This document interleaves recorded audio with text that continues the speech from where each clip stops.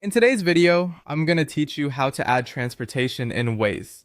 To get started, open Waze and make sure you're already inside the platform. Once you're on the main screen, take a look over to the right-hand side. That's where you'll find the editing tools you need for this process.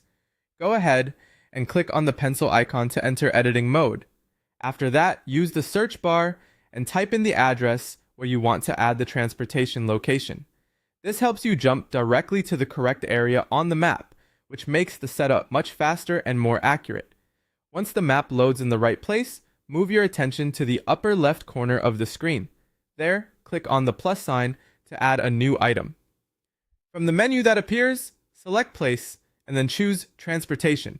This tells Waze what kind of location you're creating, so it's important to pick the correct category here before you continue. Now locate the exact place on the map where you want the transportation point to appear. Take a moment to position it carefully, because accurate placement makes it easier for drivers and users to find the location later. When you found the correct spot, click directly on that place. With the location selected, you can start filling in the details. First, type in the address, then enter the name of the place. Make sure the name is clear and easy to recognize, since this is what users may see when searching. Next, add any alternative names if the location is commonly known by more than one name. This can improve search results and make the place easier to find. After that, check the categories to confirm everything is classified properly. Then add a description to provide more context about the location.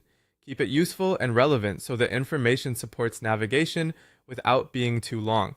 Next, add the entry points. This is especially helpful because it tells Waze where vehicles should actually enter the location, which can improve routing and arrival guidance.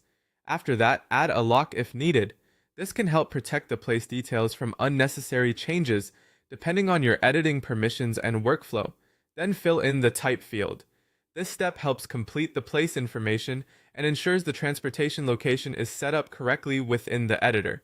Once you've reviewed everything and confirmed the details are accurate, click Save. That's it.